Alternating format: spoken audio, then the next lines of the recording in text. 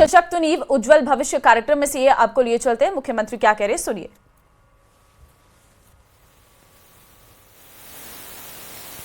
आप अगर प्रगति के पथ पर होंगे तो निश्चित रूप से हमारा राजस्थान भी सशक्त राजस्थान होगा, विकसित राजस्थान होगा।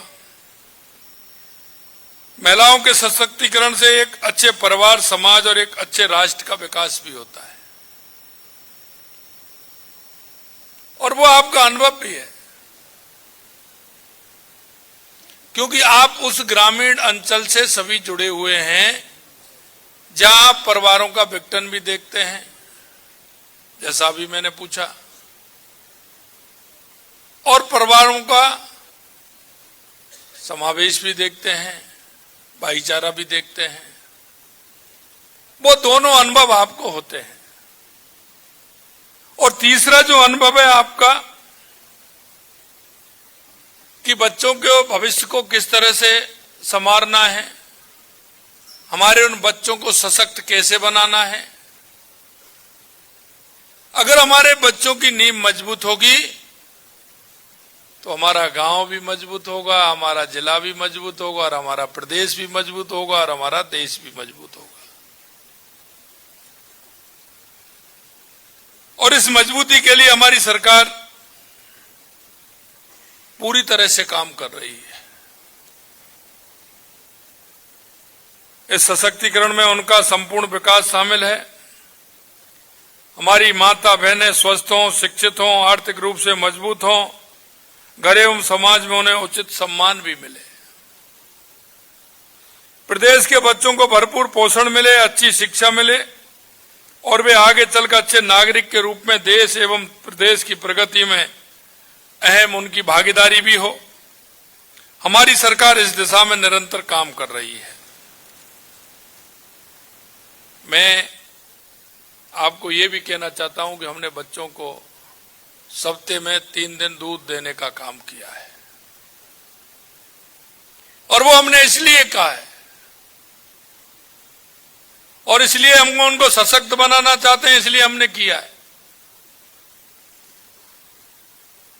शहर में जो बहनें काम करती हैं, जो भाई काम करते हैं, उनको तो मुझे पता नहीं, लेकिन ग्रामीण क्षेत्र में जो काम करते हैं उनको पूरी तरह से मालूम है। ग्रामीण क्षेत्र में हमारे गांव में उन माता बहनों के घरों में गाय भी है और भैंस भी है, दूध भी होता है, लेकिन हमारे बच्चे को नहीं मिलता है। आप देखते हैं वो आर्थिक परेशानी की वजह से घर में जो दूध होता है, उस दूध को सुबह जो वो टंकी वाला आता है, डेयरी वाला आता है, उस पूरे दूध को लेकर के चला जाता है, और ये उसकी आर्थिक स्थिति के कारण घर परिवार में से वो पूरा दूध चला जाता है, और हमारे उस नौनिहाल बच्चों को नहीं मिलता है। हमने सोचा कि हमारे वो बच्चे अगर कमजोर हो जाएंगे, उनका स्वास्थ्य ठीक नहीं रहेगा, तो आने वाली पीढ़ी, हमारी आने वाली युवा हमारा मजबूत नहीं बनेगा, सशक्त नहीं बनेगा। इसलिए हमने 7 दिन में 3 दिन दूध देने का काम हमारी सरकार ने किया है, जिससे उसको पौष्टिक खाना भी मिले, दूध भी मिले। और मैं भाइयों बहनों आपसे इसीलिए कहना चाहता हूं कि उसमें किसी भी प्रकार की लापरवाही नहीं होनी चाहिए। ये आपके द्वारा एक पुण्य कार्य हो रहा है,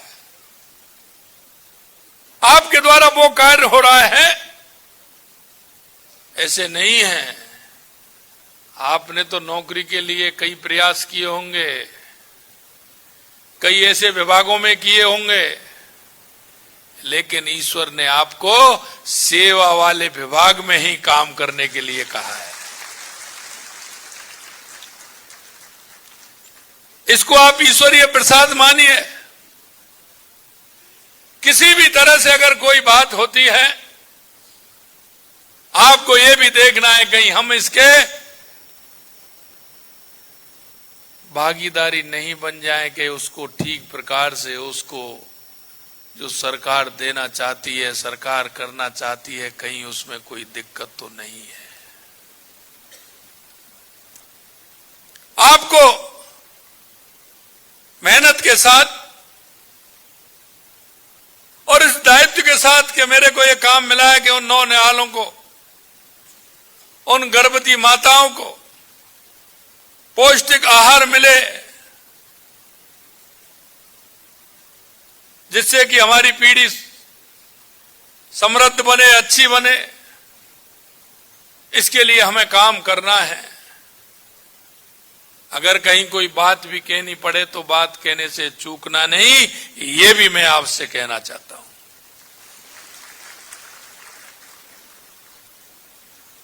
आज इस कार्यक्रम में सम्मानित हुए अधिकारी और कार्मिकों को भी बधाई देना चाहता हूं कि उन्होंने अच्छा काम किया है। और मैंने कहा है कि इस क्षेत्र में काम करने वाली हमारी भाई हो, बहनें हो, आंगन 7 दिन से लेकर के, आंगनबाड़ी केंद्र से लेकर के और हमारे अधिकारियों से लेकर के सभी का सम्मान होना चाहिए जो अच्छे काम करते हैं, बढ़िया काम करते हैं। और मैं इसके साथ साथ में एक और कहता हूं, जो अपनी जिम्मेदारी को ठीक प्रकार से नहीं समझते हैं, मैं वो भी कहता हूं कि उनको भी दंड देने में चूकना नहीं है, चाहे कुछ भी हो। क्योंकि हम जो काम कर रहे हैं, हम धोखा दे रहे हैं। अगर ठीक प्रकार से हम उसका कार्य का निर्वहन नहीं कर पा रहे हैं तो हम अपने आप को भी धोखा दे रहे हैं और आने वाले उस परिवार को भी धोखा दे रहे हैं जिसको आवश्यकता है, वो अंतिम पंक्ति में खड़ा है, उसको आपके काम की आवश्यकता है, इसलिए उसको भी धोखा देने का काम कर रहे हैं। तो वो भी हमारे मन में आना चाहिए कि हम गलत कर रहे हैं। और मैं वो दूसरे रूप में भी कहता हूं, मैं कई लोग जब हम कहते हैं तो अच्छे काम के लिए जब होता है तो भगवान के द्वार पर जाते हैं, इसके जाते हैं, उसके जाते हैं, ठाकुर जी के, माता जी के, हनुमान जी के, कहीं ना कहीं जाते हैं। तो हमारे मन में ये विश्वास होता है कि ईश्वर हमें देख रहा है, हम उसके यहाँ आए हैं, हम जाएंगे, कुछ ना कुछ और भी करेंगे वहां। लेकिन मित्रों, मैं एक बात और कहना चाहता हूं, जो हमारे अच्छे काम को देख रहा है तो हमारे दूसरे काम को देखते समय वो अपनी आंख बंद नहीं कर रहा है, वो उस काम को भी देख रहा है। इसलिए हमें ये भी ध्यान रखना चाहिए। कई लोग होते हैं, अपनी दृढ़ इच्छा शक्ति मजबूत हो, कहने के लिए पूरी तरह से हम तैयार हों, कहीं कोई दिक्कत नहीं है। इसलिए मैं कहना चाहता हूं कि साथ ही हम आपसे आग्रह भी है कि महिला और बच्चों के हित में प्रदेश भर में हमारी टीम ज्यादा लगन एवं मेहनत के साथ काम करे, ताकि हमें अगली बार और ज्यादा कार्मिकों को सम्मानित करने का अवसर भी हमें मिले। योजना की सफलता इस बात पर निर्भर करती है कि हम उन्हें किस मानसिकता के साथ लागू करते हैं।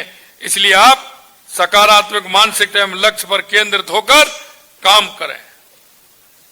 आपसे यह अपेक्षा है की जाती है कि आप अपने जिम्मेदारियों को ईमानदारी, पारदर्शिता और निष्ठा के साथ आप उसको निभाएं।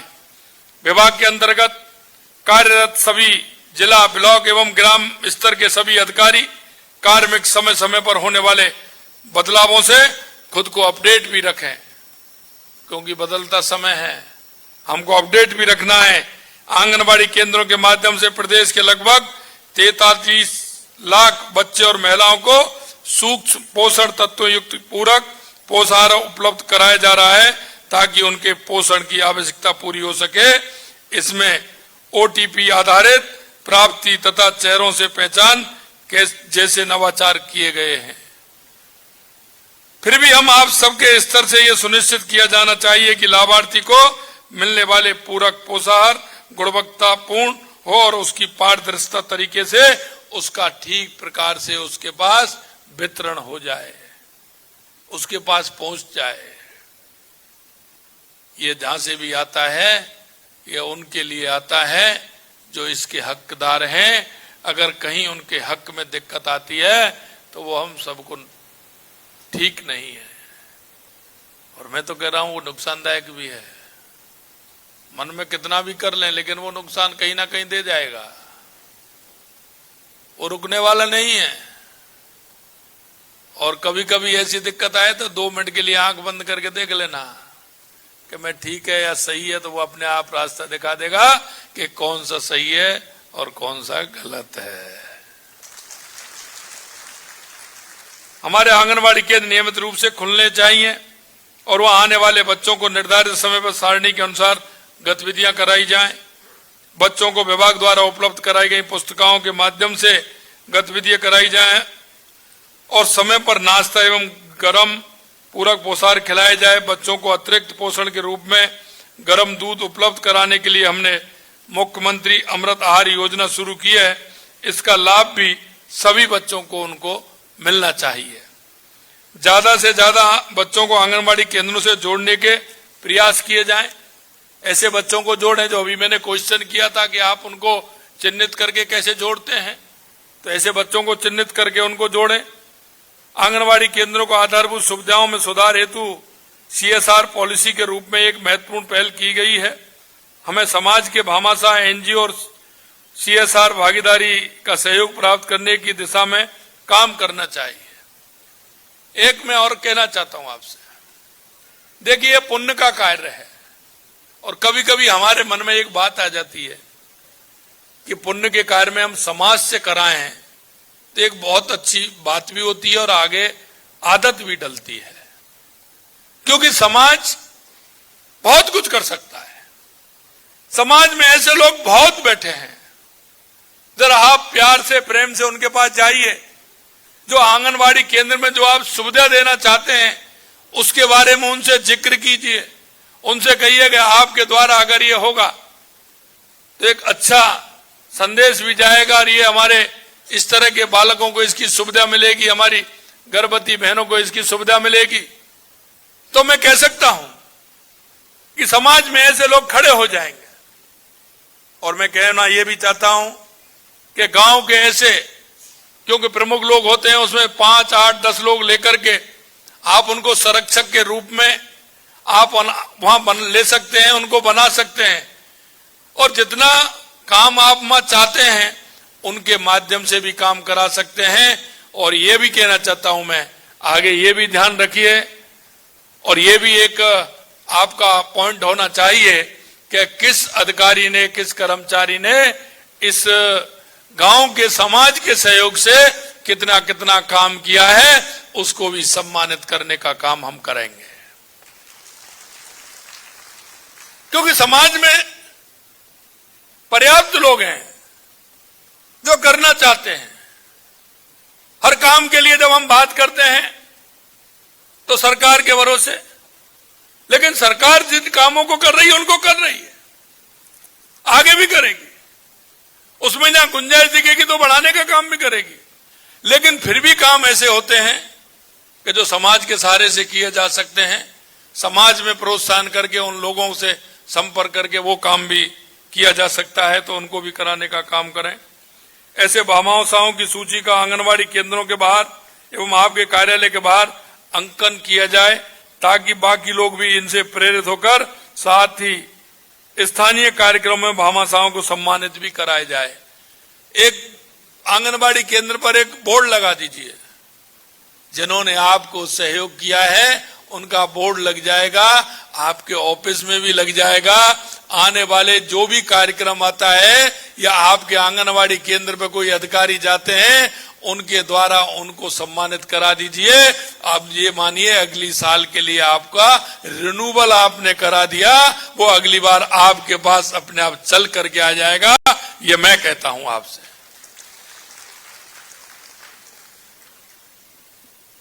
आंगनबाड़ी केंद्रों में स्थानीय समुदाय की भागीदारी हेतु हमारे सेवानिवृत्ति कार्मिक हैं, भामाशाह हैं, समाज के प्रबुद्धजन हैं, उनको आंगनबाड़ी केंद्र से जोड़ करके हम ये काम करेंगे। महिलाओं की सुरक्षा एवं सहायता से जुड़ी योजनाएं जैसे महिला सुरक्षा सलाह केंद्र, वन स्टॉप सेंटर, सखी केंद्र, उद्यम प्रोत्साहन योजना, वर्क फ्रॉम होम योजना, शिक्षा सेतु योजना, अमृता हाट योजना एवं मुख्यमंत्री सामूहिक विवाह अनुदान योजना का लाभ प्रत्येक पात्र लाभार्थी तक पहुंचाना सुनिश्चित किया जाए। महिला हेल्पलाइन नंबर 181 का व्यापक प्रचार प्रसार भी किया जाना आवश्यक है। कालीबाई भील उड़ान योजना को पूर्ण पारदर्शिता के साथ लागू करें। ये पात्र लाभार्थी किशोरियों महिलाओं को समय पर सैनिटरी पैड उपलब्ध कराए जाएं, ये भी सुनिश्चित करें। आईसीडीएस फील्ड कार्मिकों के प्रशिक्षण के लिए धौलपुर में स्थापित स्किल लैब का आज उद्घाटन किया है।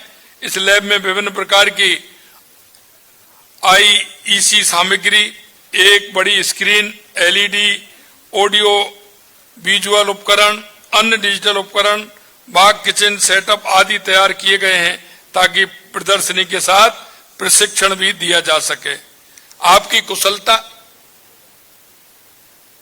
हमारी कुशलता है। जितना ज्यादा हमारी टीम का कौशल विकास होगा उतनी ही ज्यादा विकास के रास्ते हमारी प्रगति सुगम और त्वरित होगी। ये स्किल लैब इंडो जर्मन सहयोग के तहत इंटरनेशनल डेवलपमेंट पार्टनर GIZ एवं जपायोगो द्वारा तैयार करवाई गई। इसके लिए मैं उन्हें भी बहुत बहुत धन्यवाद और बधाई देता हूं।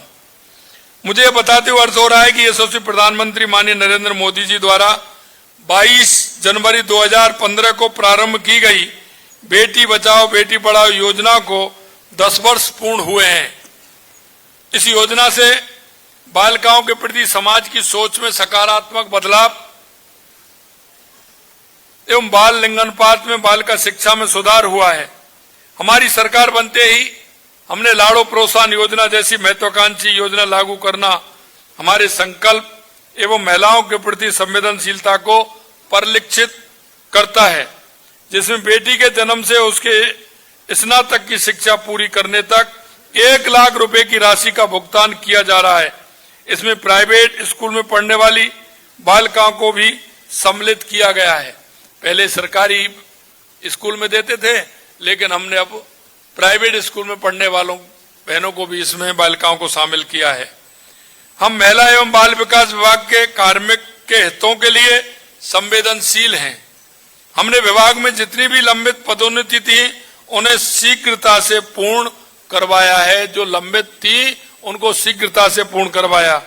विभाग में महिला पर्यवेक्षकों के रिक्त पदों की भर्ती प्रक्रिया हमने शीघ्रता से पूर्ण करवाई है। जल्दी ही उन्हें नियुक्ति दी जाएगी। आगे भी हम नियुक्ति जल्दी देने वाले हैं। इसी तरह CDPO, ACDPO, कनिष्ठ सहायक संरक्षण अधिकारियों के पदों को जल्द भरा जाएगा। मंत्रालय कर्मचारियों के लिए पृथक निदेशालय बनाए जाने की कार्रवाई भी जारी है। और अब मैं कहना चाहता हूं, आंगनबाड़ी बहनों के मानदेय में भी 1 अप्रैल 2024 से 10% की वृद्धि की गई, जिसमें इस विभाग से जुड़ी प्रदेश की लगभग 1.50 लाख महिला मानदेय कर्मी, आंगनबाड़ी कार्यकर्ता, आंगनबाड़ी सहायिका एवं ग्राम साथिन बहनें लाभान्वित हुई हैं। सरकार अपने कर्मचारियों के हितों के प्रति पूर्ण रूप से सजग एवं समय समय पर प्राप्त मांगों के प्रति भी सकारात्मक है। इसलिए आप सबका ये दायित्व है कि आप सरकार के साथ कंधे से कंधा मिलाकर चले और आप आम जन की सेवा में आप भागीदारी बने। भारत सरकार कुपोषित ग्राम पंचायतें कार्यक्रम शुरू कर कुपोषण मुक्त भारत की संकल्पना पर कार्य कर रही है, जिससे ग्राम पंचायत की तो साफ तौर पर सीएम की तरफ से कहा गया है कि यहां पर सरकार रोजगार दे रही है, युवाओं को सशक्त बनाने के लिए हर प्रयास कर रही है। फिलहाल खबरों में आगे बढ़ते हैं। अजमेर से एक बड़ी खबर आ रही है। अजमेर दरगाह में शिव मंदिर होने का दावा मामले की सुनवाई 24 जनवरी को अजमेर के सिविल न्यायालय में परिवादी विष्णु गुप्ता ने दी। अजमेर जिला एवं सेशन न्यायाधीश को सुरक्षा की अर्जी। लगातार मिल रही धमकियों को लेकर सुरक्षा की मांग की गई है। सुनवाई के दौरान न्यायालय और परिसर के बाहर होती है भीड़, ऐसे में सुरक्षा की मांग रखी गई है। तो बड़ी खबर आपको हम दे रहे हैं। अजमेर दरगाह में शिव मंदिर होने का दावे का ये पूरा मामला है। परिवादी ने अजमेर सेशन न्यायाधीश को सुरक्षा की अर्जी दी है। धमकियों को लेकर सुरक्षा की मांग यहां पर की गई है। आपको बता दें 24 जनवरी को अजमेर में अजमेर के सिविल न्यायालय में इसको लेकर सुनवाई होगी। परिवादी ने अजमेर सेशन न्यायाधीश को सुरक्षा की अर्जी दी है। जयपुर से बड़ी खबर है। नीमका थाना को जिला समाप्त करने से जुड़ा मामला। नीमका थाना बार एसोसिएशन की ओर से पेश की गई याचिका एडवोकेट शोभित जाजड़िया ने पेश की। जनहित याचिका राज्य सरकार की 29 दिसंबर 2024 की अधिसूचना से जुड़ा ये पूरा मामला है। तो जयपुर से बड़ी खबर आपको दे रहे, नीमका थाना को जिला समाप्त करने से जुड़ा ये पूरा मामला है। नीमका थाना बार एसोसिएशन की ओर से पेश की गई याचिका एडवोकेट शोभित जाजड़िया ने पेश की। जनहित याचिका राज्य सरकार की 29 दिसंबर 2024 की अधिसूचना से जुड़ा ये पूरा मामला है।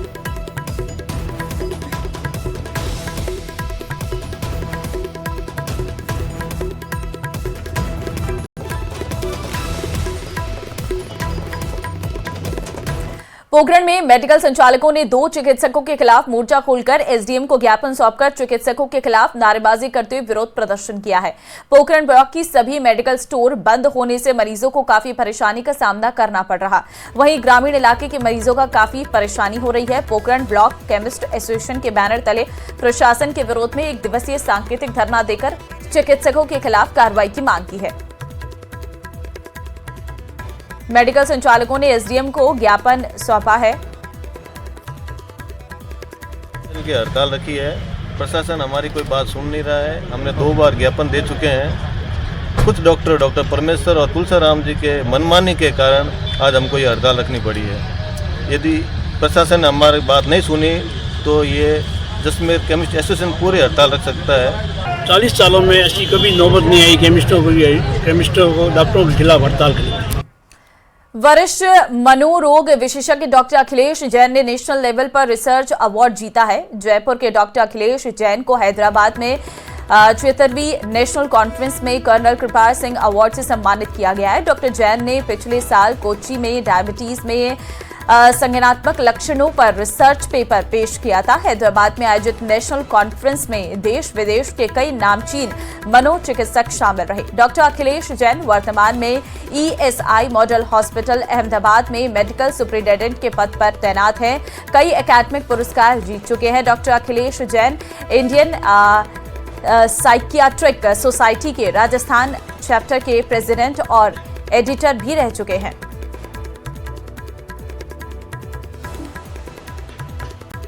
बुलेटिन